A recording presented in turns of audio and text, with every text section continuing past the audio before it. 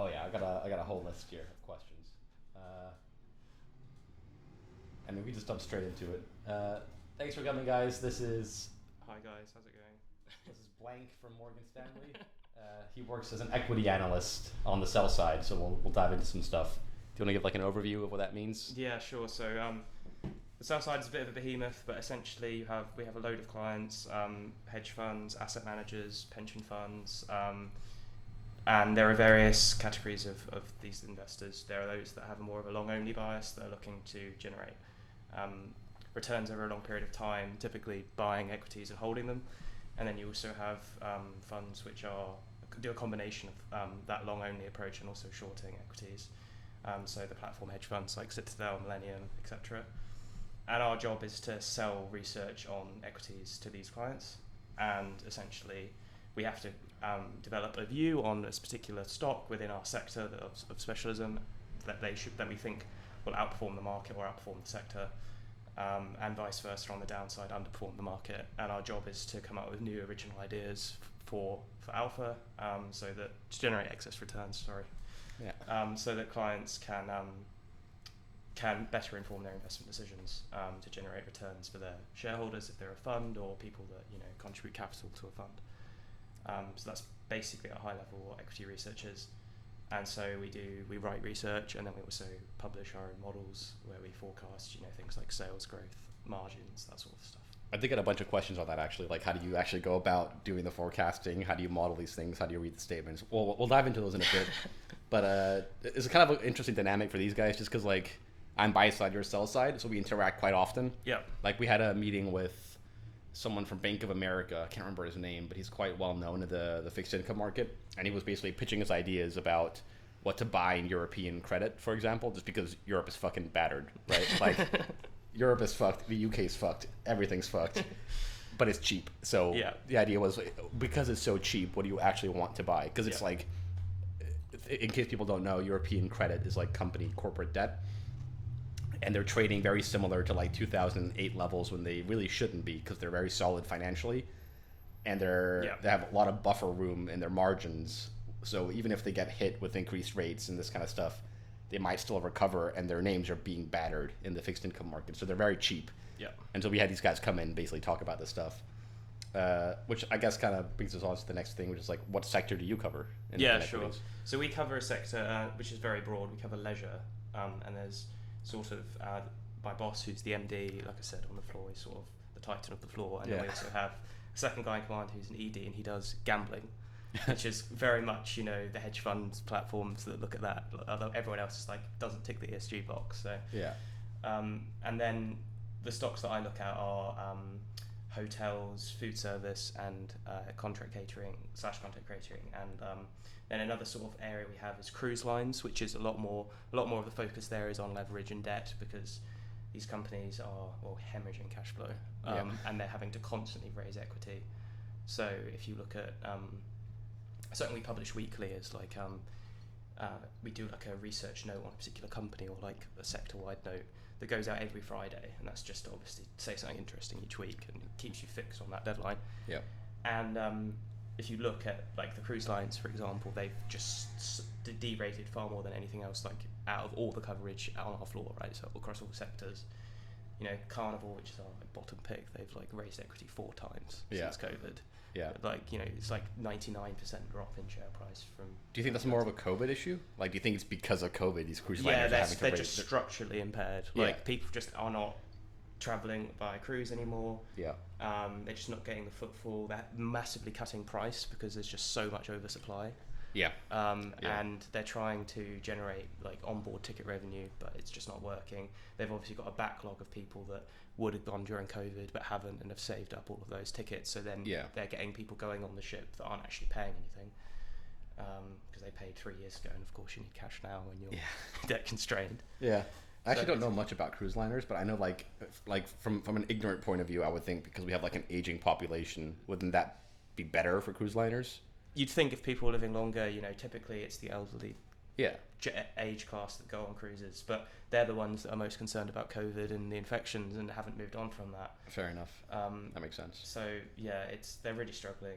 And look, I think we have a lot of UK stocks in our coverage, and there's just complete apathy there. It doesn't matter, like you say, how cheap these things are. Yeah. Like, I think what some of the companies we cover are like pub stocks people wouldn't have heard of, and they're trading at like 8 times PE, you know, like like 0.2 times net asset value. You know, it's just ridiculous, like lower than they were in the financial crisis. Yeah, yeah. And still, no one gives a fuck. You know, it's like no one wants to touch sterling assets right now. It's quite hard. I think really you look for businesses that are defensive in this environment, that have like predictable revenue and cash flow and are defensive. And investors overpiling into them. So, you know, a lot of the pharma stocks obviously have outperformed and their multiples have accelerated, right? And then these other things like pubs, no one cares, and they'll trade at 0.2 times NAV. So crazy. No, I know like a lot of sterling assets are insanely battered, but there are some like micro plays. I don't know if you've heard about like how in the debt markets, for example, you have U.S. issuers that issue in sterling. Yeah. So you'll have something like I don't know if Nestle has sterling bonds, but you'll have like Nestle issuing bonds in sterling. And they're a really good company financially, right? So you would think they're solid, but their sterling name just got battered because the pound crashed. Yeah. And the pound is at a historical low. So people are more comfortable taking those kind of bets in fixed income because they're like, well, pound's cheap. I can buy this stock and convert my dollars into fucking pounds, get way more stock than I would normally. And then you just hedge out the pound risk using forwards. Yeah. And that's a lot of, I've heard a lot of interest on that side, but that's getting crowded out now too. Yeah. Because it was the most obvious trade to do if you don't want to touch sterling. You buy the companies that are US based that issue in sterling, and now it's just fucked. Now it's back to normal. So, it's I think what's happened in the UK is, I mean, it's a real shame what's happened. Like, obviously, it's going to impact a lot of people, but it's definitely overdone. Like, I look at the damage that like Liz Truss has had, and she's moved on and everything. It's like the damage she's done is because of the market reaction. Yeah. You know, it's like the budget itself. Don't get me wrong. Like, there were unfunded tax cuts, and it wasn't good policy. Like in this environment, of course, people are going to hate on her for doing that. Yeah. But like more just the communication was the problem, and it was just sort of like absolutely no accountability to how the numbers were going to add up, or whether they're, and just like shutting down the OBR and all these independent forecasters. It's just like we're not gonna use them, and that's the message that was bad that got sent. And I think. Yeah, like I find that really odd how like you announce this giant policy on all these expenditures. You're going to spend so much money going straight back to Keynesian economics, and you're like, this is going to solve all our problems, and you're not going to tell anybody how you're going to fund it. Yeah. That was the dumbest thing I've ever seen. Yeah. Like, obviously markets are going to react that way. Because they're like, you're broke, you have no money. Like, how are you going to fund this policy? And they're like, oh, we'll tell you in 3 months. Yeah, just give us some time. Yeah, that was ridiculous. Yeah, I think it was just also like, unfortunately, there was just a lot of arrogance there. Like, she just was of the view that like, oh, I know better than like all these people that are in the treasury that have been doing this job for years. Yeah, they don't actually know what they're talking about. Yeah, I know what I'm talking about just because. And the other approach that I found quite annoying was like, if something hasn't worked in the past, it was because it wasn't radical enough. Yeah. Regardless, it's almost like trying something on a smaller scale. If it worked, would have some effect, right? It'd have a smaller effect. It wouldn't have no effect. Yeah. The solution isn't to take a policy that doesn't work and 10x it. You know, that doesn't change the outcome. It was so stupid. Yeah. Like, the day she announced that policy, I remember, like, all my Bloomberg chats on the trading side were lighting up, asking, like, oh, when are the UK going to go to the IMF? What's going to... like, when are they going to start defaulting? And then, no, the pound was an EM currency. Like, the jokes are just coming out of the blue. It was fucking hilarious to see that shit just explode in real time. Yeah. But I guess the bigger impact was obviously on the pension funds and, you know, the LDI. That was liability-driven investing. They should be okay now, at least. Like, the Bank of England gave them like what was it, 2.5 weeks or so to fix their shit. Yeah. I think that's plenty of time. Yeah. Like, and they sold all their gilts, right? So they should be okay. Yeah. And if they're not, they probably deserve to fail anyway. Like, come on, like. How dumb could that be? Like, yeah, I got so much beef for that. Like, the Bank of England, while we worked there, by the way, they just lost all their credibility. Yeah. Like, they're meant to be an independent institution. They're like, government fucked up. Pensions are going to explode. We got to do something. Yeah. And so while they're trying to implement quantitative tightening. Yeah. They immediately also started QE on the long end as well. Yeah. It just made no sense. The two objectives are clashing, right? They're trying to stimulate the economy. They're trying to, bring inflation down and unwind their balance sheet. And you know, They're selling into a recession, right? So Right. like, they're just gonna fucking increase those. This is gonna be way worse. yeah. So they're there like, oh, we need to control inflation. You know, grocery inflation is 15%, which Yeah. I read the other day, and I was just like, that's unheard of. And it's like the markets every day, an inflation print comes out, you're like, well, I don't want to be long anything. Yeah. It's just going to get destroyed.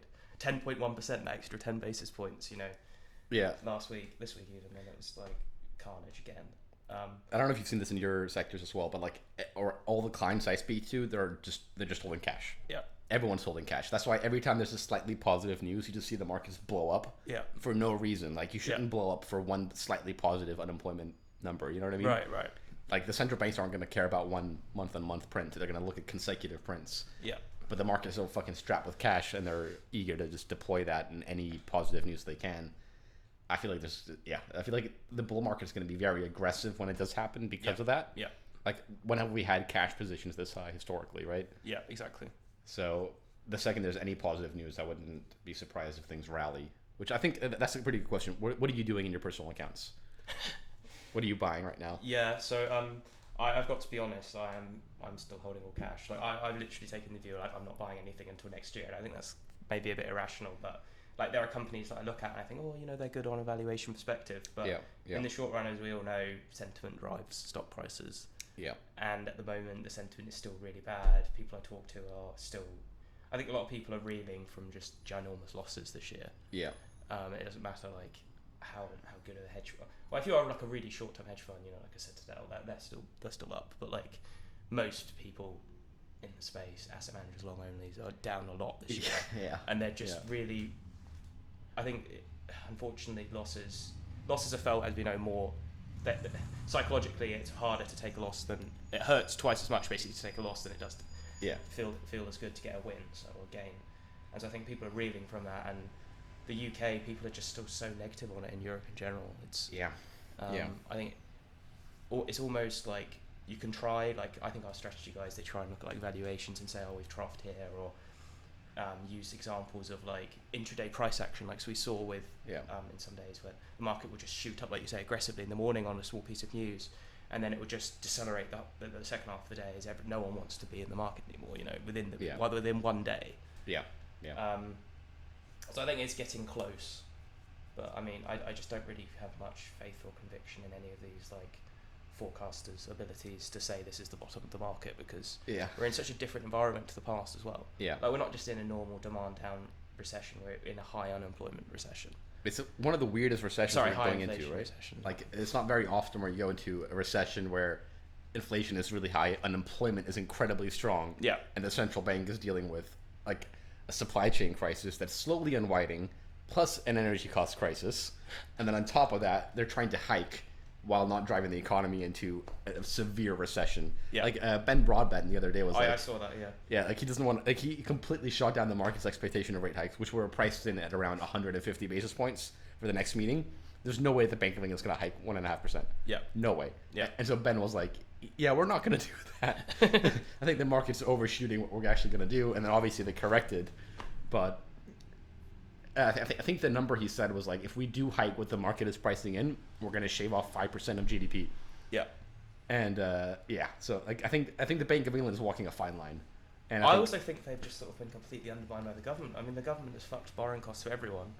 All they've had to do is come and said unfunded tax cuts, and they've done more than the Bank of England would do in like 6 months of aggressively hiking, right? Like, unfortunately, mortgages are the main expense for a household.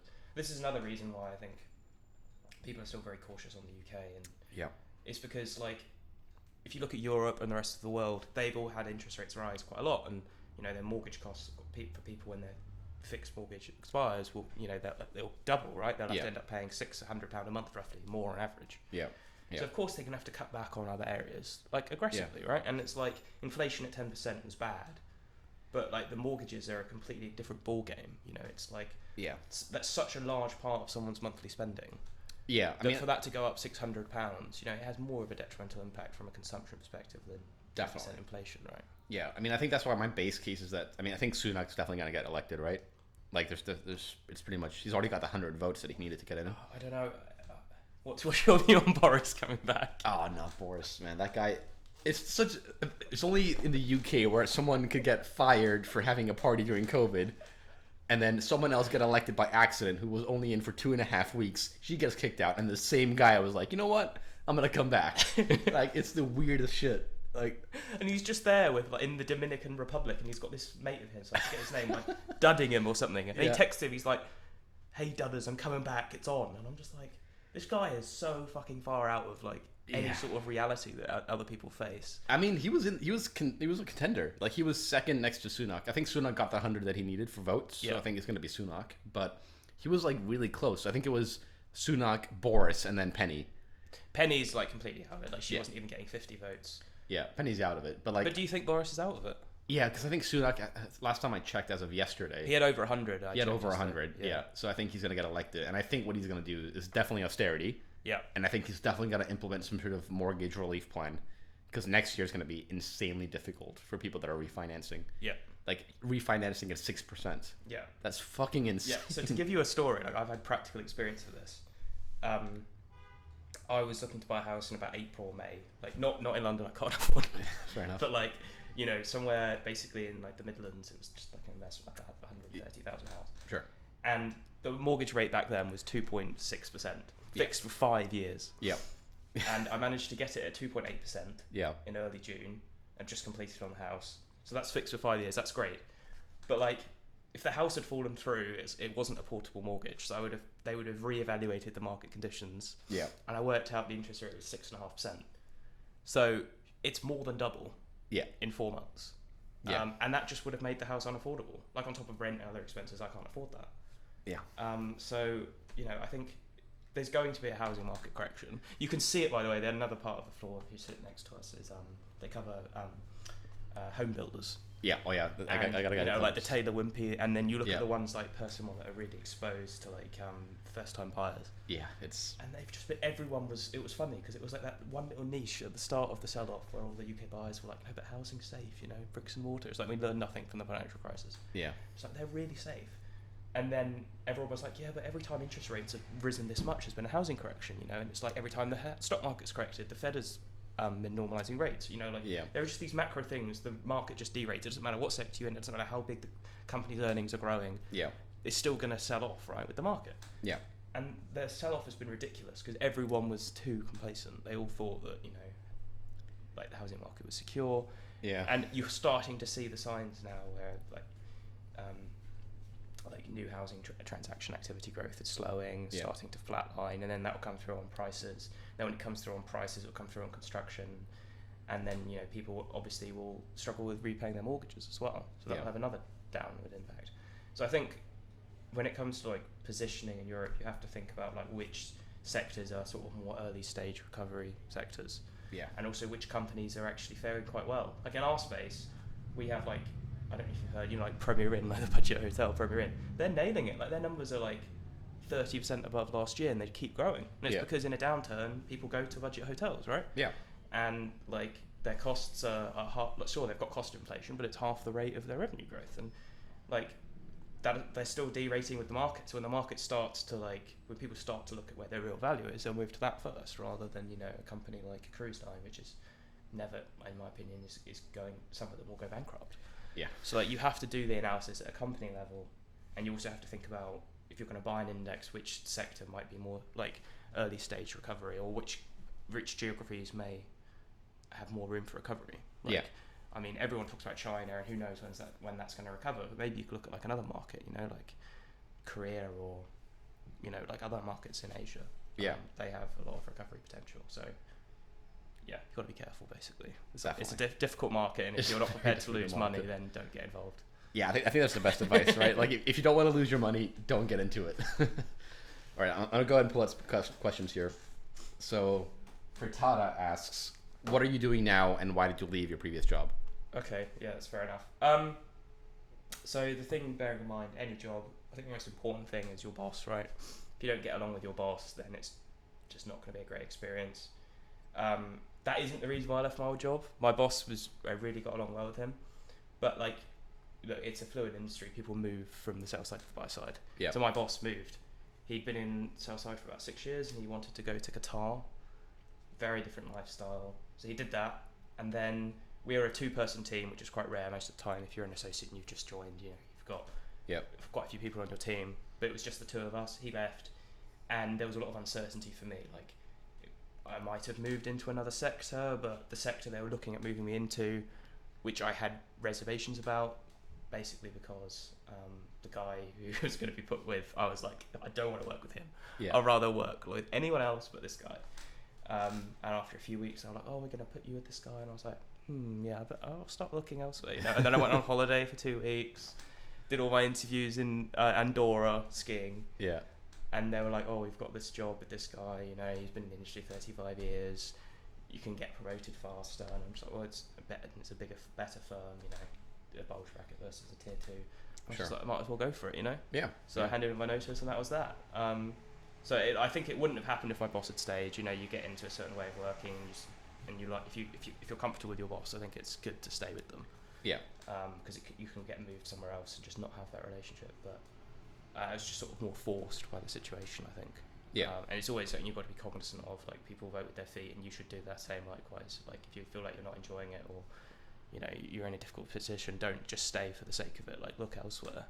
Yeah. But you've got to play your cards well. You can't leave before you've got something else lined up, obviously. Yeah, that's true. So this next one's a bit controversial.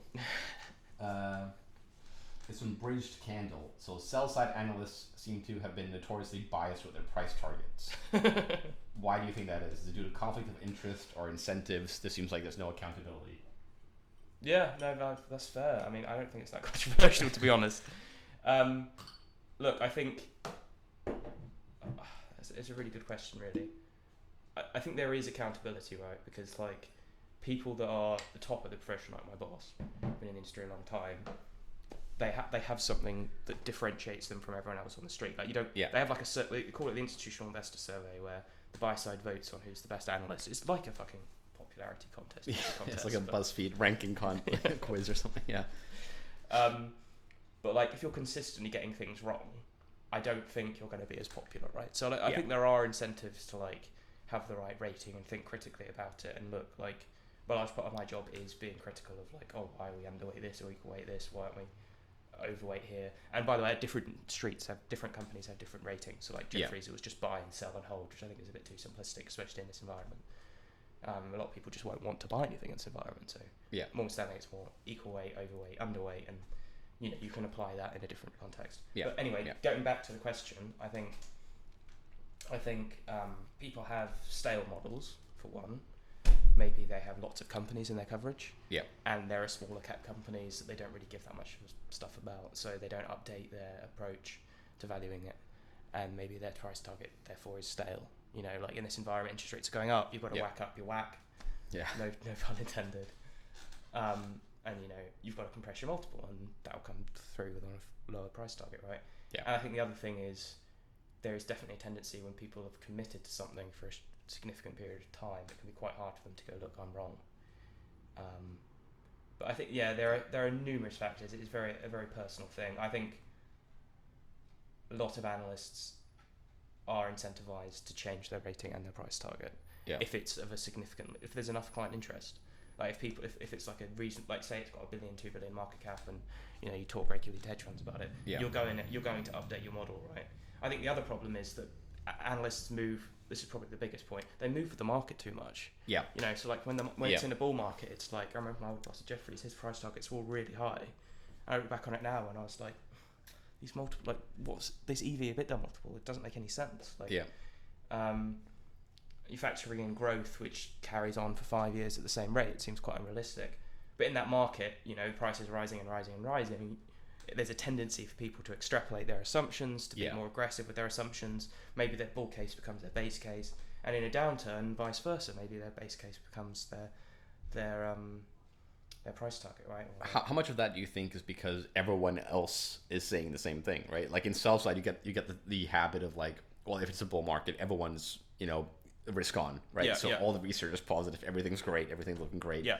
And from an investor perspective, that's kind of what you want to hear anyway, right? Yep. Like you're an investor with a bunch of cash. You're in Yeah. a bull market. You want to hear that you should Right, be investing. right. Okay, so let's turn the coin. Right, so it's June 2020. Yeah. People are making shit tons of money on the market. Yeah. It's like already valuations make no sense, but no one's talking about it. No one cares. Yeah. There's Yeah. money to be made. Do you think you're going to be your whole job as a sell side analyst is to sell research, get interactions, talk to clients? Yeah. Do you think clients are going to talk to you if you're saying, "Hey, this is at a 5-year high, this valuation, you should go all in cash"? And everyone else is like, oh, they're going to be like, all "Oh board. no, I want to make money. That is my job, right?" Yeah. And Exactly. in a bear market, if you're saying, "Oh look though, this is at a 5-year low, you should get buying aggressively when the sentiment's still terrible," Yeah. and the macro backdrop is going to get worse, and unfortunately that's what's driving the market at the moment. There's almost nothing micro Yeah. driving the market. Yeah. If you're really bullish in that environment, are they going to take you seriously? No. So like, the incentives are there to get interactions, Yeah. because that's how you get paid. Yeah. To do that, you've got to say something that's different. So in some instances, someone will literally just put a sell on something just for the sake of it to get the interaction. Yeah. Or you've got to go with the wind of the market, because otherwise people won't talk to you, right? And so I think, yeah, to go back to the question, there probably are. I don't think the incentives are great when you think of it from that side. Like, Yeah. like, it's in people's interest to say something controversial, different, or what people want to hear. Yeah. And that's not always. That analysis probably isn't that impartial or unbiased. But the buy side knows that. Like, people aren't stupid. Yeah. They know that when they talk to you and they're in a massive bull market, that you've probably got some unrealistic assumptions in your model. But they'll look at your model and they'll change those assumptions, they'll flex it, and they'll talk to you more about your understanding of the business and management. And that's where more of the sell side gives the value. I think they have a closer understanding of the business because they only look at 6 companies, whereas an asset manager can look at hundreds, right? So, yeah. Which I think ties in very nicely to the next question, which I think I get this fucking all the time, and it's how much insider trading do you normally see? Because like I get this a lot on the buy side, right? And I think people overblow how much it actually happens. Yeah. Because like I've seen none. Yeah. Like nothing. Yeah. I mean, I think It's mostly a movie thing. I think it's kind of like dramatized in movies, right? Yeah. I mean, my flatmate, he's a consultant. He was watching Industry the other day, and I was just like, he's like, "Oh my god, is it that really? Are there parts of this that are true?" And I'm just like, "No." Yeah. He works for Wolf of Wall Street. And they're like, "Oh, is there any parts of this in your job?" I'm just like, "No, of course there isn't." Like, it's so regulated now, isn't it? Post the financial crisis especially, it's like, if you could go to jail for 7 years for insider trading, you're not even going to sniff it. You're not even going to want to be like within 100 miles of someone that's doing insider trading. Yeah, it's insane. Like I have to report every breakfast with if a client buys me a coffee at Starbucks, I need to report it or I go to jail. Like, it's that strict. Yeah. There's no way trading on insider information anymore. I'm sure it does happen in like illiquid markets. You can kind of spoof some of the order books really easily. That does kind of happen, I think. Yeah. But like, that's just kind of nature of the game. Like, if a market is insanely illiquid, there's gonna be a couple of people that try their luck, right? And I also think that's that like any insider trading that does happen is at quite a high level of a higher pay grade, basically. Like, yeah, I don't think it's going to be happening at like our sort of level. I don't think yeah, there's going to be analysts at a hedge fund that are doing insider trading. They'll be axed first, right? It's going to be people that are in a position of power. We have that stability of being like, you know what, I can get away. I could probably get away with this. Yeah, someone that's an MD equivalent, right? Like, yeah. Any insider trading does happen would happen there. I haven't seen it. Does it happen? Yeah, of course. Yeah. Is it a lot less frequent? Definitely. Can I put a number on it? No. So I got some quant questions, but I'm gonna ignore those. Oh, so this is one I get quite often. Do you see anybody doing technical analysis? Just do people draw triangles and charts and? Bullshit. Sorry, I think it is in research. It's complete bullshit. Like, you just can't use it. Yeah. Especially in this environment. Like, every time it might be like, oh my god, this indicator is what's the classic indicator where it's below 20? And yeah, everyone's like, oh, it's below 20. I'm like, it's been below 20 for like a year. Yeah. Like, that doesn't mean it's a buy, right? So yeah. I also think that there's a tendency to, as humans, we have quite a good tendency to like backwards fit something, to say, oh, this has happened 5 times in the past, and each time where that's happened, you've seen, I don't know, like this indicator hit this level, and it could purely be a coincidence, right? Like, and each time, I don't want to say each time is always different, but a lot of the time it is, right? Like, you can't make predictions on the future purely looking through a backwards mirror, especially when we're in such a different environment to anything. Most comparable thing we're currently experience is in the 70s, and then we're in now. So like, trying to backwards fit it, I think, is just a bit of a bad idea. And that's what Quant's all about. Like on this TikTok, I get a lot of flack for just shitting on technical analysis because one, it doesn't work, and two, I code it up and I share the code publicly and I show people definitively that it does not work. And I'm like, you can test my code. Right. Tell me why it's not working. Right. It doesn't work. Like if it was so easy to just slap a fucking indicator on a chart, look at a couple of levels and buy and sell, everyone would be doing it. Everyone would be a fucking billionaire. Yeah, exactly. And I think people do look at it. Like I get research from Bloomberg and this kind of stuff where people look at indicators and shit, but it's more like a confirmation bias. Like first you do your fundamental research, then the quants get involved, then the portfolio managers get involved, then the economists or your company get involved. It's this like multi-tiered process before you finally get to investment decision. And the last leg of it is like, how can I make myself feel comfortable in this decision? And like the last little tiny dust on the end is technical analysis, I think. Just to be like, you know what, these levels hold historically, or whatever other nonsense people want to feed themselves to make them feel better. That's where it happens. It's also, like, I mean, if something happens that the market isn't expecting, I mean, just look at what happened, like, was it yesterday? I think it was, with Snapchat, right? Like, just 30% down, and people are like, oh yeah, but the stock price isn't, like, what was it before the sell-off? Like $10 or something. Oh, it can't fall much more than that. I mean, look how cheap it is. And I'm like, well, not really generating any cash flow. It's not profitable, but fine. Let's just go around the argument that the share price is so low. You know, it can't go any lower. Of course it can. Like, if people are scared or anxious or fearful about something, or something happens which they don't expect, the market tends to overshoot, doesn't it? Like dramatically. Yeah. And before the market's already opened, you can have quite thin trading volumes on the pre-market, for example, in the US. Yeah. Where you have, as soon as the market's open, it's 30% down. And that isn't like, you know, that isn't going to be resolved by looking at a technical analysis chart and saying, oh, we're at 14 on the RSI. Yeah. You know, if the company's earnings are terrible and people don't expect it or are over positioned on the long side, the stock will fall 30%.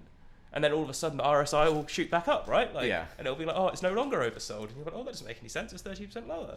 I mean, that's what I've been saying on this channel for so long. Is like, there's no indicator or candlestick pattern that's going to tell you what actually drives the price. What drives the price are the fundamentals. Like, if you look at any earnings report and the data before it happens, you're like, okay, it's all flat. Yeah. The second it's announced, you see these giant moves, and you're like, there's no fucking triangle on a chart that's going to tell you what's going to happen at that point, you know? It's the fundamentals. It's the analysts that know those companies inside and out that are like, okay, you know what? Based on this, this, and this, I know the revenue is going to be fairly decent. We're going to go overweight or something like that. That's how you know. Yeah. And look, also, if you're in a difficult environment like this, you start with a small position, you're conservative.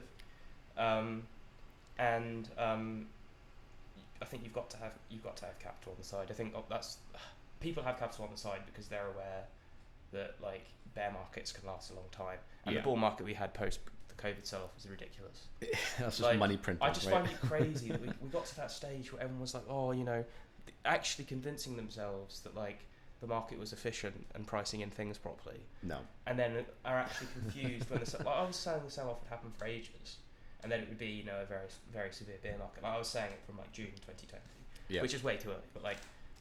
I don't think people actually appreciated like just how much irrationalism there was in the market. Like you've got companies that were generating no cash flow and are never going to be profitable, and they were being traded like on EV sales, which makes no sense. Yeah. Like you're trading it on like net debt to sales. Like what the fuck? Yeah. Yeah. The market's a crazy thing. Like I think the money printing didn't help, right? Like we had like decades of almost near zero, if not negative interest rates. Yeah. Real rates were negative, right? Yeah. And on top of that, you had companies that were able to borrow money at negative rates, negative real rates, effectively. Yeah. Dumping money into anything slightly profitable, anything that a client was even remotely interested in, fucking $1 billion. I'll take 5 yards or some shit. You know what I mean? It was just so easy to get involved. And I think even where we are now, I think the market can go way lower. Because we're like on a price earnings basis on the S&P, we're basically at pre-COVID levels. Yeah. Which is fucking insane to me. Because like all that money printing that happened during COVID, we're just offset that. Yeah. And we're not even in a fucking official recession yet. Yeah. I think it's insane that people are considering buying at these levels. I don't doubt it's going to bottom out. I think there are there are always idiosyncratic companies, particular companies. Oh, which could outperform the market, and that might mean that you buy in for the next 10 months, you're 10% down. Yeah. But like, I think you if you've done the analysis and you're really confident about the long-term prospects of a company, don't just say, "Oh, I'm not going to buy anything." Like, if you are really confident, you should still buy. But you should buy, a small position with conviction. Yeah. And if you get an opportunity where the price goes lower, you could treat the stock price as just like an opportunity for you. Don't think of it as, don't be motivated by it. Don't be corrupted by it. Is basically what I'm trying to say, because I think a lot of people, they look at the stock price as a confirmation that they're right. Yeah. Or that like the valuation of a business. The valuation of a business doesn't change. The stock price is just a reflection of people's fucked up feelings and emotions at a particular point in time, because they're a result of a whole host of other factors, right? Yeah. So you start with a small position. The price may get cheaper. If so, it's like if you wanted to buy something from a shop and it was 20% cheaper, you buy it, right? Like, you dollar cost average, right? That's the strategy in this environment. Exactly. And you've got to have a long-term perspective. Yeah. You can't be trying to make. I don't think in this environment you're going to have much success trying to buy something and flip it in 6 months or a few months. Yeah. Maybe you can. You could do some intraday trades. Sure, there are techniques and stuff you can do, but that's very difficult. I think for people at the beginning, start small, have a long-term focus. Don't be impacted by the stock price. Don't check it. Literally just ignore it. The best performing investment accounts are those which people forgot they had. Yeah. Like literally. You bought something like 6 years ago, 10 years ago. All of a sudden you're up. Yeah. Yeah, exactly. And over a 10-year period, you've got to have some pretty down bad luck, unless you've bought one stock for shit, which is obviously 101 investing. Don't buy one company. Yeah, so what I'm doing is I have like 3 main avenues of investment. One is I dollar cost average into the S&P 500 every month. Yeah. Every month. That's been horrible for me this year, but I still do it because it's a long-term bet, right? It's not like I'm not trying to make money in the short term for that. Exactly. The second thing I do is I invest in U.S. Treasuries currently. So instead of having all my cash in my bank account, I buy short-dated U.S. Treasuries. Yeah. Because they're like 5-6% yield. I know. So I just roll them on every 6 months or 3 months. Oh, it's ridiculous. It's like free money. I mean, it's like, I think the market has you could definitely see the market is just fucking broken down in some areas. Yeah. Like, don't get me wrong, like, historically when there's been a recession, the yield curve's inverted, right? 2 years gone above the 10-year, but like it's gone to such an extent now where it's like not only is the market pricing in a recession, it's like this is going to happen. It's going to be really bad. Yeah. And like worse than stuff like worse since like the 70s, and maybe it will be, but like I don't know. I think if it let's just say March next year. Yeah. The 2-year is at 5.5% or something ridiculous. Like that could happen. Like genuinely could happen. My whole firm would be fucked. we're overweight treasuries. I would be thinking, like, okay, now is definitely the time where like the market is just like completely broken down. Like, like there is nothing driving this anymore but fear. It's such I feel like we're getting there, though. I feel like we are getting there, where at the moment nothing is driving it but fear and macro news. It's all macro. It's all fucking macro. It's all the Fed. It's all about the pivot. It's all about the hard soft landing, and it's ridiculous. And it's like at work, the ED and MD in my team, 45 years experience between them, and every time they check the stock price in the morning after the market's opened or midday, they're like, "What the fuck is going on?" Yeah. And like that isn't normal for someone that's looked like most of the time they'll be like, oh, the stock market's doing like this sector's doing well today because like the government had this policy or this company reported well, and they just decided to carry on for the rest of the week. Yeah. But now it's like they have to literally ask like, what's going on. Oh, the Fed may be pivoting. Yeah. Not even that they are. It's just a rumor. It's and it's like wow, okay. It's almost like everything else has become irrelevant. Yeah. And in the bull market, everything else became irrelevant. Like. Everything goes up. The economic news was irrelevant in the bull market, and the only thing that mattered was the whole reopening story, right? Oh, we're reopening, like everything's coming back. There was just this boundless optimism and this willingness to just look past the wider economic picture. And in this environment, there's just boundless pessimism on the economic picture and a lack of willingness to look at anything micro or company specific. So I think maybe we're in a new environment where the market just dramatically over and undershoots to both extents, because in the past I don't think this is I feel like this is quite a unique environment for it to have been so inefficient. Like for people to claim the market's efficient, I mean it's just this is a perfect example of how it's not. Like it's just made it so wrong in both directions. It's something to behold, I think. So I got some questions here. what's the best way to get into an equity analyst role without a graduate scheme? So can you do that? Can you become an equity analyst on the sell side without a graduate scheme? Yeah, I mean, so I joined sort of was a graduate role. I think, but I mean, obviously you can come into it later. Like, you don't have to come out as a graduate doing it. You could work, I don't know, doing management consulting, do an MBA, and then come in at a higher level. Or you could, you know, it's obviously harder to get a role on the buy side of uni.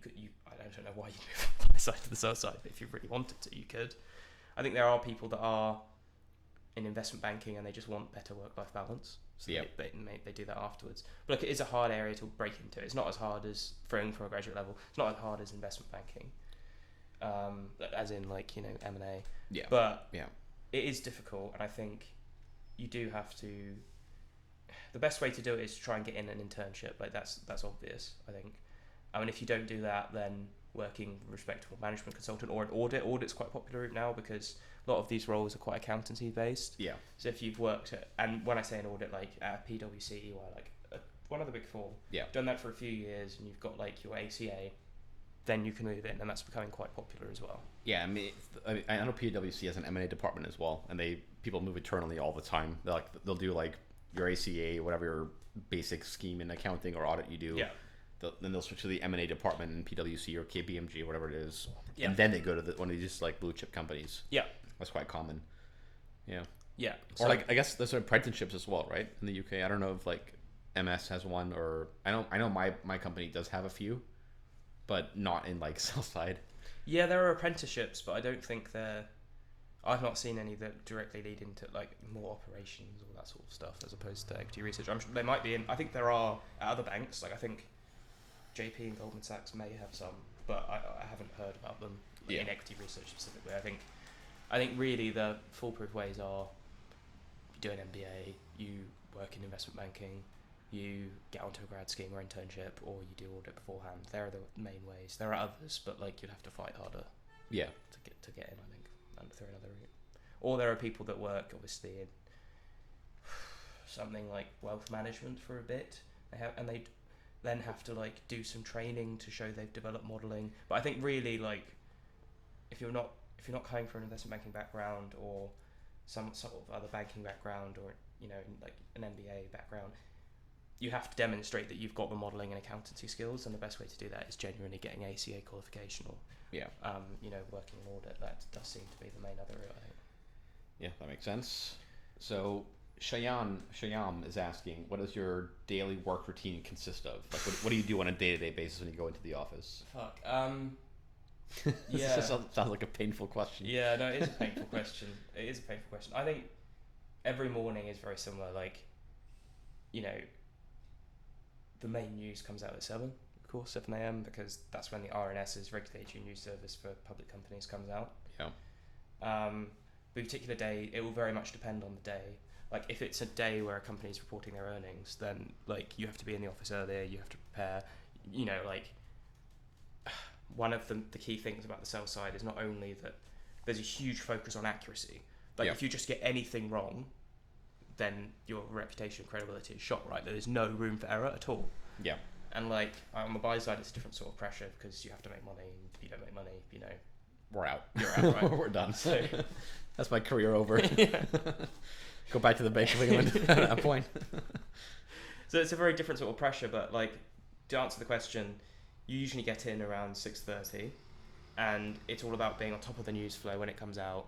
You know, like making sure that by 7 a.m. you've read anything that's interesting that came out the night before. Anything in your sector, so you know which, you end up learning what newsletters to follow or pages to look at, but like, you just be on top of the news first thing.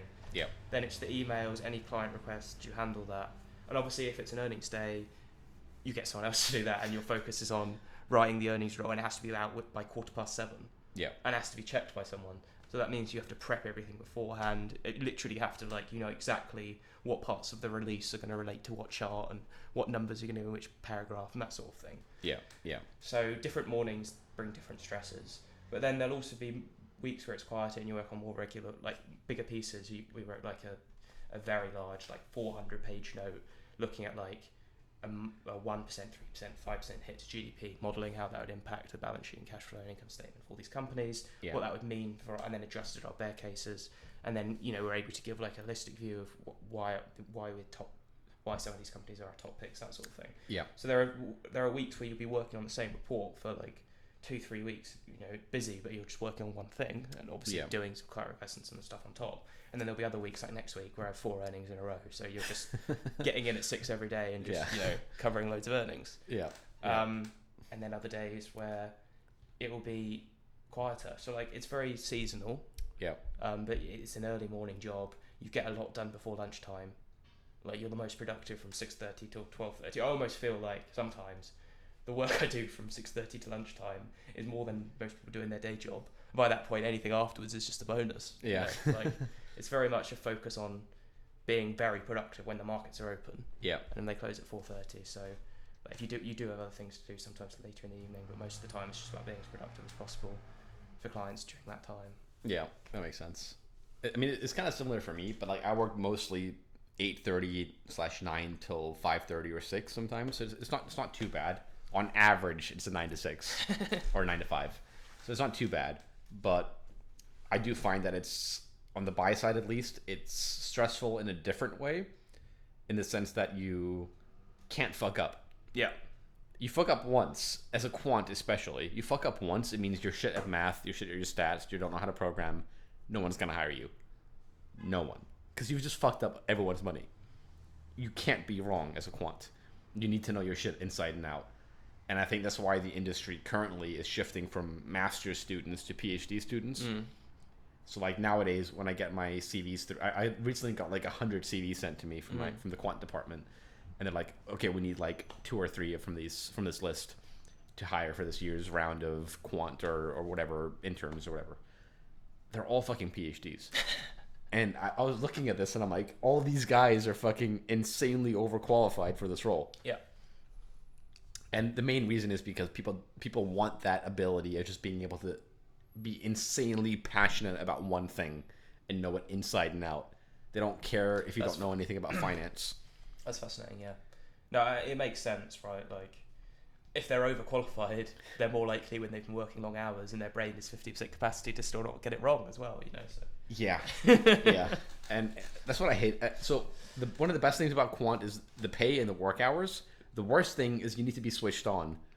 On math, stats, computer science, and sometimes even like physics. And it's the most ridiculous requirement I've ever heard, because I get the head of my department sends me physics papers on Sundays, being like, "Hey, there's this new revelation in quantum mechanics. Maybe this can be applied to our field. Can you think of some ways where it could be applied?" I'm like, "Fuck, man, it's a Sunday. Leave me alone." And it happens very often, and part of the reason is because clients want that nowadays. Like, I think everyone's obsessed with the combination of fundamental and quant. I think that's become the trend nowadays. And I think some quant shops would argue that quant is fundamental anyway, but I don't think so. But there's definitely like a combination of the two that get involved, and I think because of that, because of the client demand for it, there's so much extra shit you need to think of that was not usually the case. And I think that's why I kind of like smaller hedge funds as opposed to asset managers. Like when I was at the crypto hedge fund, it's like 3 of us, and we were managing like half a yard, and it was really easy. The hours were way longer. Like I would wake up at like 6 and I would finish at like 10, and it was ridiculous. But at the very least, it was your own hours, your own work, and everything that you came up with was directly attributable to a loss or a gain for that company. Because there's only 3 of you, right? If you fuck up, you fuck up bad.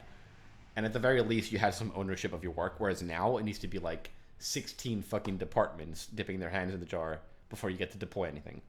Even as quants, right? Like law has to get involved, tech has to get involved, the portfolio managers have to get involved, your clients need to say something about it too. And that's just kind of boring, because it's like, if you know something's going to happen tomorrow morning in the financial markets and you want to make money on it, it'll take you like 6 months in asset management to actually get it done. Whereas in the hedge fund world, it's just instant. You don't need client approval, you don't need anything, you just go out and do it. Yeah. And I think I think it works for some people and it doesn't for others. Like, you have to have, I think, to work for a long only or a hedge fund that places so much importance, of course, on the bottom line. Yeah. Like, you have to be able to deal with the stress and the pressure of the job, and you also have to be able. How can I phrase this?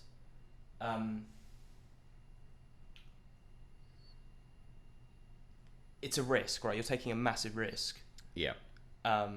Whenever in a hedge fund, whenever you're making a decision, because a lot of the time your job depends on that, and you have to be able to deal with that pressure. Like, and some people just cannot deal with it. Some people are just not made for it, and if so, I don't think you should be looking for it. Like, you have to be cognizant of your own stress tolerance. That, I think, is the most important thing, really, when you're weighing up.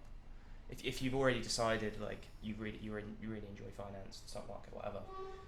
If you're making a decision between working for a top tier hedge fund and someone else, I think you do have to have that in mind. I don't think it's something that's discussed enough, sort of the stress and the pressure that comes with the job, right? Yeah. I think that's one of the things I think about finance people don't understand is, like, it is really good money for the hours, but it's insanely stressful mentally. Like, it doesn't matter if you're in sell side or buy side or whatever the fuck you're doing in finance. It is just mentally exhausting. Yeah. Because you're always switched on. Yeah. There's not many jobs where you finish after work, you go back home, and you're still just fucking dreading every decision in your day. You're like looking through your emails, you get these reports sent to you. You have to be on top of everything 24/7 because there's money involved, right? Yeah. And I think it's one of those few fields in the world where that's actually the case, and it sucks in a way. Yeah. I think Quant gets less of that just because we're mostly like math nerds, right? We're just sat in the middle office just doing our fucking models, putting clients' money to work, whatever. Yeah. Once in a while we'll talk to a client. We don't have to. PMs do that for us. If you're in a hedge fund, you don't need to talk to anybody. You just fucking use their money and do what you want. But I know on the sell side in particular, it can be insanely fucking stressful, right? Because, like, your P&L is based off of how much research you do. It's based on what your fucking recommendations are, how many companies you talk to. It's insane. Yeah. The pressure I've found, really, it's been like, don't get me wrong, like, I'm pretty diligent, don't make many mistakes. But, like, my boss expects 0 mistakes. Yeah. And I think the longer you work, like, especially when you get up early in the morning, if it's 8, 9 p.m. and you're still working, you are going to make mistakes. Like, it's your productivity is a function of time, right? It starts really high and it goes down, and so does your error instance. It starts low. Sorry, vice versa for your error instance, right? So starts low and goes up as the day goes on. And I think sometimes the pressures of getting things done in a short time period, but not being able to be as diligent checking it and, like, making sure it's correct is probably one of the hardest parts about working on the sell side. Like, once you've covered a company for a few months, you know it inside out, you know its management, you know what makes it tick, you know what the key numbers are on earnings, that becomes easy, right? Yeah. But, like, when you have to write, like, 3 notes in a day, and they all have to be done by a certain time, and you don't have time to, you're more like, you're going to rush things, aren't you, to get it done, and you're more likely to make a mistake, and there's just no tolerance for mistakes. So I think that's sort of the hardest thing about the sell side for me. Like, I don't actually think the job, in terms of the requirements for some of the modelling is pretty difficult, but aside from that, I don't really think there's that much technical knowledge. The most important things are that you've got an eye for detail and you're diligent. Yeah. You're a good communicator, both written and spoken, and, like, you can handle, like, the stress of having multiple things going on. Yeah. I think those are, like, the most important things. And, look, on the buy side, it's the stress of not making a loss, and again handling multiple things that are going on in the market. So there are stresses on both sides, but I think for people to work in a top hedge fund, like, they need to have that drive, that desire to take a risk, be comfortable with dealing with the stress and pressure of that, but also motivated enough, by the financial aspect of it, because it is, if you are good and you can deal with that, you can make an awful lot of money. Yeah, conviction matters a lot. Like, I think a lot of it boils down to how convicted you are in what you're saying. It doesn't matter if you're sell side or buy side, right? Like, you need to be fully, like, tapped into the market, and be able to convince anybody of it. Yeah. It doesn't matter if you're a quant or a sell side researcher or whatever. You need to know it inside and out. So when you talk to clients or your manager or whatever it might be, you can convince them that you know what you're talking about. Yeah. Yeah. Yeah, it's a tough industry. It's so much shit you need to keep on top of. I think the other thing I've learned from this job is, like, just, like, I think in other industries you could probably get away with doing a few hours of work and not updating your superior or whoever in your team how you're doing. But, like, I'd imagine me got some more autonomy on the buy side, but obviously as you make a mistake, you are literally gone. Yeah. But on the sell side, especially for someone that's more junior, there is a demand for constant communication. Yeah. Like it is akin to micromanagement, except you expect the micromanagement and you're proactive about like almost ensuring you're micromanaged or you're told off. Yeah. And I think like you need to regularly, for me at least, I need to regularly tell my boss what I'm working on, how I'm doing, what parts are done, which parts aren't done. And it seems excessive. Yeah. I think it probably is excessive, but that's just another part of the industry. Like these people, the other thing to bear in mind is that people that are higher up, EDs and MDs, like they're under the most pressure because their name goes on the research at the top of it, right? Yeah. And they're the ones that interact most with the clients, and so they need that comfort regularly. And I think if they don't get that they stress out, and honestly, I've learned it makes it harder to do your job if they're stressed, right? Yeah. So that's another thing to bear in mind. I think it'll probably be a bit of a shock to people about how organised you have to be, and how much you have to communicate. Just over communicate, over plan, and you will still under communicate, under plan. So yeah.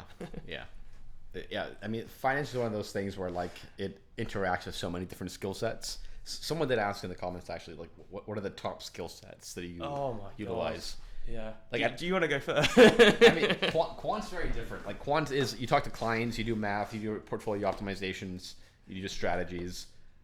The top skill set is not being wrong. Yeah. Like that sounds similar. Yeah, like it's you don't get many chances to be wrong. Like, you get a few. If you're early in your career, you can be wrong a couple of times. No one expects you to know anything. You're green. No one cares, right? But the second you start elevating a little bit and you're interacting more with portfolio managers, with clients, that's when the tolerance for mistakes is basically zero. Yeah. Like, you make one mistake in a client meeting, you're fucking out. You're gone. Yeah. No one's going to want to see you again. Because you can't make mistakes in those environments. Or like if your model is wrong, or someone... You can build wrong models. That's completely fine. People are there to validate. People are there to check it. You have a conversation about it. You discuss it. But if it gets deployed and everyone else signed off on it and it's still wrong, you're the first one at fault. Right, of course. Yeah. Everyone else involved is it's not their problem. In this environment, it's important that like if you have even the smallest of doubt on something, you get someone else to talk it through with. You get someone else to check it, or you triple check it yourself. Yeah. Or preferably you do all of those things.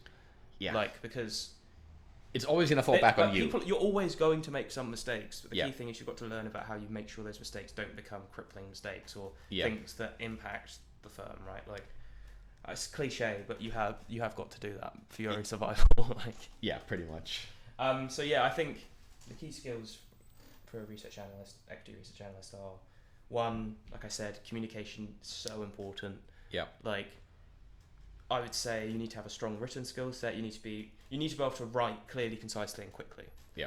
And you also need to be able to keep on top of. So like, organization is just so important. Like, people that are the best analysts are those that have planned what they're going to do for 3 months. Yeah. Or we'll have a business planning meeting at every single expert event we're going to do. So like a call with an expert, or piece of corporate access we're going to do, research we're going to do, when the next earnings are going to be. We have all of that planned for like the next year. Yeah. And that may seem excessive to people, but the time comes around quickly, and each day, if you have everything in your calendar perfectly planned, you're going to be more productive and you'll never miss anything. Yeah. Because it's so important that things aren't missed and that mistakes aren't made. So organization / communication, time management, communication. Obviously, you've got to have financial modelling skills. Like, you've got to be good with numbers. You've got to be able to be quick with mental arithmetic, confident with Excel and the accounting behind that. Yeah. And then I think they're the really analytical skills. They're the main ones, really. Like, I think you've also got to have resilience, because like, it's long hours, early starts. Yeah. You've got to be able to like stay focused when you're working for long hours. Yeah. So yeah, I think that's it, really. Can't really think of much else. Fair enough. I think one of the last questions I got, and I was saving this for last, is, are you happy? Yeah, that's a big question. God.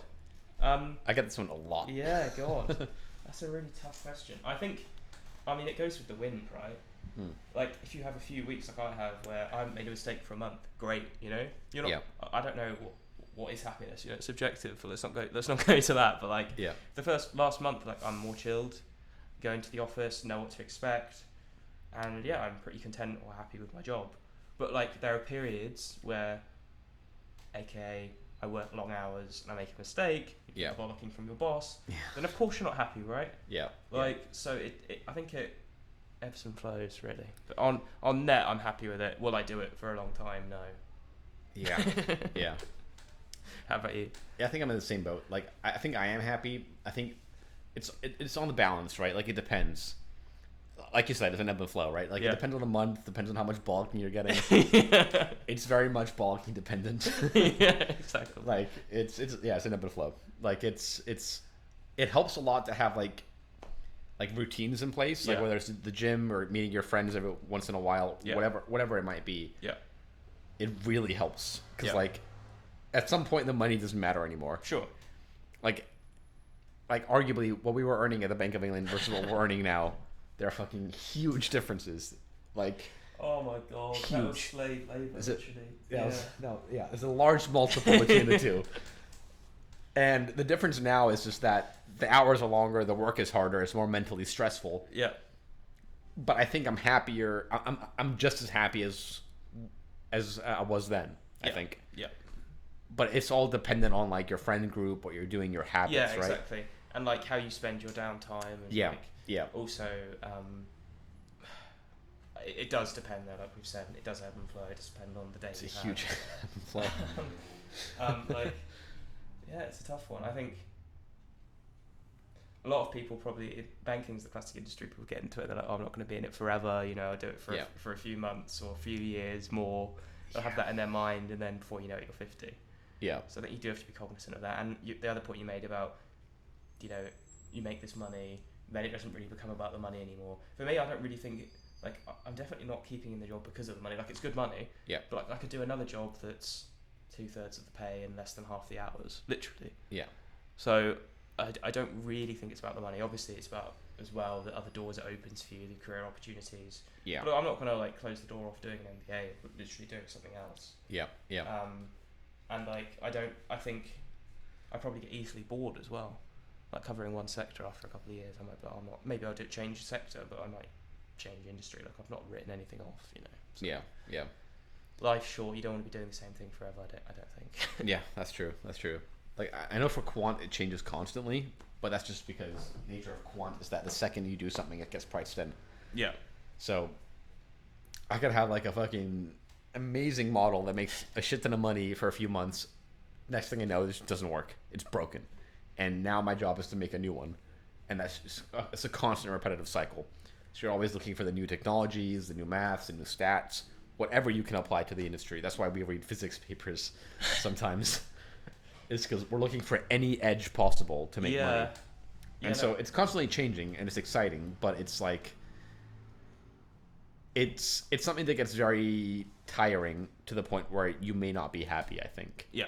Because you're just constantly mentally drained. Yeah.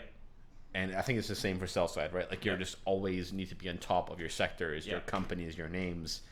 You can't make a mistake. It's a lot of work. Yeah. And it's so mentally draining that I think it does weigh a lot on your mental health. Yeah, definitely. I mean, the other thing though is that there is seasonality in it, and yeah, I'm aware that for after 7th of December it's going to be dead and it's going to quieten up. It'll be easier. Yeah. And that does make it easier, but there are also intense periods, and maybe after doing it for a few years, you think, oh, do I want to go through that 6-month period again? Yeah. Yeah. And I think there's no shame in saying, oh, I'm going to do something completely different. At our age, I think if you were, this is something you do have to weigh up. I think if you are to do this job, you should do it in your young mid-20s, right? When you've got the stress tolerance, well, you've got the energy for one. Yeah.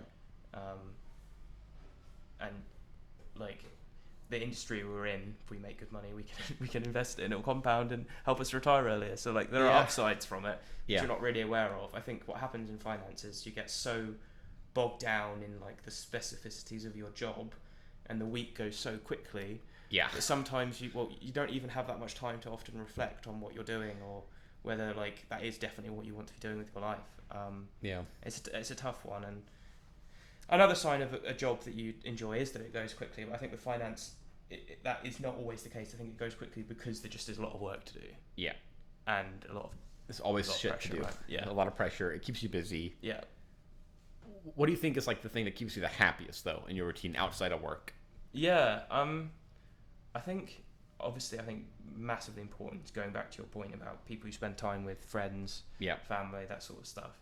Like my flatmates who I live with, been friends with for a long time, and like see them every evening and the weekends, and that, you know, like we have very strong friendships, and I think that obviously helps a lot. Yeah.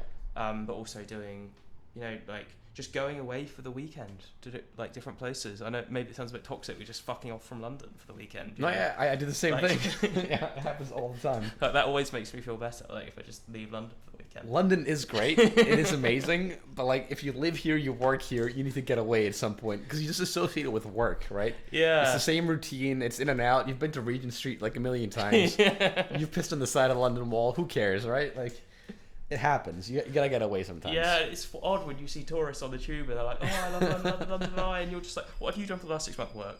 And every other time I'm just fucked off. Like, Yeah. You gotta leave sometimes. Yeah, but no, I think, yeah, I don't actually think it's discussed enough, is it? Jobs in finance where people are actually happy, and I always think though, like I haven't got it that bad, which probably is a bad way of thinking. I have got acclimatized to the workload. Yeah. But like, if I was to go back to a 9 to 5 job, I would be like, it would be a shock in the other direction. Yeah. Like how much spare time I had. Yeah. Like it would be strange, I think. Yeah. Like I have this thing now. Like I was talking to my flatmate about it, and it's like we try and go to the gym 3 times a week. Yeah. But when we do go, because he works quite late as well, it's literally just you wake up, you go to work, you go to the gym, you eat, you go to bed. That's it. And if you do it more than 3 times a week, you're gonna get insanely depressed because that's your entire work week. It's just work, gym, eat. That's it. Yeah. And I think it does not get spoken about enough, but it's such a common thing where it's like, obviously the gym does help you mentally, and maybe you look better, but like it also gets repetitive, right? It gets repetitive, and there's only so much of it you can do with like long hours. Yeah. Like if you work long enough hours, if your whole day is just work and gym, you're gonna get fucking. You're gonna go crazy at some point. You're gonna go insane, right? You're just gonna lose the plot to live and will to live. Sorry. Yeah. That's why I think going away helps a lot. Like I went to the Netherlands, I went to Copenhagen. Oh, nice. Where did you go to in the Netherlands? I saw my aunt over in Hague. Oh, nice. I was basically just babysitting. I was fucking had like 3 or 4 kids around me, just walking about in the town center while my aunt and her husband went on a date.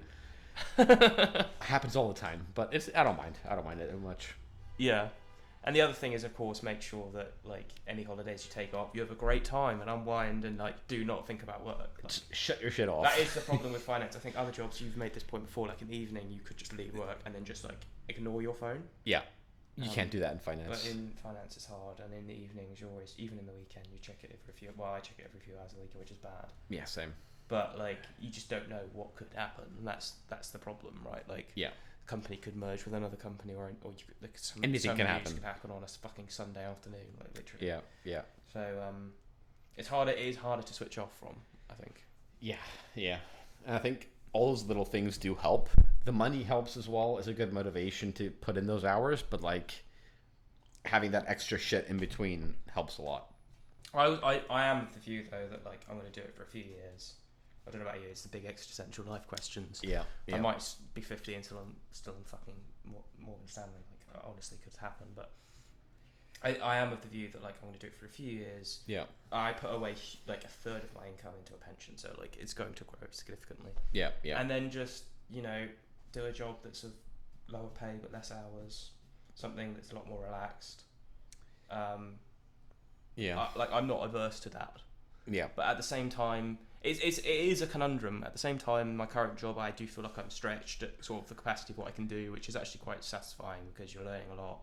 Yeah. You feel like you're building your career in a good way. Yeah. The downside is you have like no work-life balance Monday to Friday, Monday to Thursday, and you struggle to like find time to do other things. Yeah. So it's a balancing act. And if I went for a job with less hours, there'd be part of me thinking, oh, I could do more and I could advance faster. But there'd be another part of me going, oh, look, I can now do all these other things, you know, in the week. Yeah. So I think it really is quite, for me, I've actually found it quite a difficult thing to get to the bottom of, to be honest. Yeah. At the moment, when I'm young, I think I've probably made the right decision, but in a few years, I'll probably be a different balancing act, won't it? Yeah, like I'm definitely of the mind of just moving back to Denmark, have my entire life get paid for, your kids' university and your school get paid for. Wait, what's this? Getting paid for it? Like, so in Denmark, your kids get paid to go to school. Oh wow! It's called ASU, and wow. you get like an allowance from the government. Oh, sick! It's like around 200, 300 pounds. It's amazing. So I'm like, you don't have to worry about your kids. You don't have to worry about a family. You can be a farmer or like you can be a taxi driver and still live an insanely good quality of life for the time being. Like, the only caveat is they keep raising the pension age for retirement. That's the only bad part. Like, so for I think it's currently like 70 something, which is like the average death rate for men. You die at like 70. So it's not great if you're on a pension, but besides that, it's amazing. How did you find out about this? I grew up there, so like. Oh really? Oh yeah, wow. Yeah. I was born and raised in Denmark, so I grew up there. What, whereabouts? Copenhagen? Copenhagen, yeah. Nice, classic. I grew up in the suburbs in a place called Gladsaxe. Gladsaxe. It's like a fucking. It's basically the project. So you got really tall ass buildings. It's a nice place, but it's yeah, it's pretty good. Yeah, like, you've not got words to describe it. It's like the Streatham of Copenhagen. Is how I put it. Okay. It's not bad. But Copenhagen's a lovely city, though, isn't it? Like, it really is pretty, like the centre, no? Yeah, it's nice. There's a lot of stuff to do, but I always get bored when I'm there. Yeah. Like, there's only so much you can do. It's pretty small for a European It's city. tiny. You can see the whole city in 2 days. Yeah. Everything. Yeah. But yeah. So you're not going to live in the countryside and retire in the countryside. I wouldn't mind. I think I want like a little break in between where I'm traveling. Yeah, traveling around the world. This is the other essential question. I don't think I could live in the countryside full time. Like, I go back to the countryside for the weekend because that's where my dad lives, and it's like sometimes that is, and I'm like, oh, this is quite nice. You know, sometimes you just want to unwind, right? Yeah. But after like 3 days of doing that, I'm just like, get me back to a city. Like, literally. Yeah. So I think it is tough for people. Some people obviously are like fully like city dwellers and. Yeah, I mean, I think we are a bit spoiled in London as well. Like, if you want the most like niche thing you want to be able to do, it happens here. Yeah. Like, it could be a fucking LARPing, I don't know, World of Warcraft fucking drinking game, and it exists here. I'm sure it exists somewhere. It's insane. Like, everything here exists. Yeah, and you do sort of start to take that for granted, right? You're like, oh, anything I want to do, I can do. Yeah. Whereas you go somewhere else, and obviously there isn't that capacity. Like, you literally go to any other city in Europe. Yeah. Maybe, well, Paris is a lot, but still isn't London. Like, it is hard to find an equivalent. Yeah. There's not many things where, like, the most ridiculous shit you can ever think of actually exists in real life, and it's here. Yeah. You definitely do take it for granted after being here for a while. What I also love about London is, like, my flatmate, his girlfriend, she's American, and met a lot of Yanks at work, obviously. Yeah. And, like, I've meant to go, but it was during COVID, so all my flights got fucked. But anyway, the point I'm trying to make is, like, they were telling me all about their experiences of living in New York, or what the city's like there, and how, like, they'll go to go around the parks in New York, and no park they go to can they actually unwind and like relax from. It's all private parks, right? No, the parks, like, none of them are large enough to offset the noise disturbance. Yeah. So even when you're like in the very like center of a park, or like as far away from the road as possible, you're next to another road, or you know, and they're like, it's too intense. And there, people every weekend, like, I'd probably go away maybe once every 3 weeks or something, like fairly common. But in New York, it would be every weekend people leave. Yeah. And that's the standard because it's just so intense. I can get that. And you know, the classic, if they're rich enough to go to the Hamptons. Yeah. They were like, what they loved about London was that there were areas you could go to that were more suburban. There are even places like here, Zone 1, Zone 2, which are a lot quieter, right? I mean, Hyde Park's dead silent. Yeah. Yeah. Yeah, exactly. And that is something I like about London. Like, where I currently live is very suburban. Sure, it takes a bit longer to get into the centre and everything, but it does feel like I'm basically in the, like, it is dead quiet. It's quieter than my dad's house in the countryside. It's a nice way to unwind after like the busiest fucking week possible. I mean, having that dead quiet probably helps. Yeah, it does, and I think that's what's nice about London. It's like there are very like concentrated areas, you know, the city of London, central areas. Yeah, but it is diffused, isn't it? Like there are areas which are less populated. Yeah. So I think we're nearing the end here. We're like an hour and 15 minutes through, so we're gonna call it here. Thank you for coming. Thanks for having me. Anytime. Hope you enjoyed the whiskey. Yeah, it was very good, thank you. We drank about half of it. So. Yeah, more to come. All right, hope you guys enjoyed this, and I'll see you guys next time.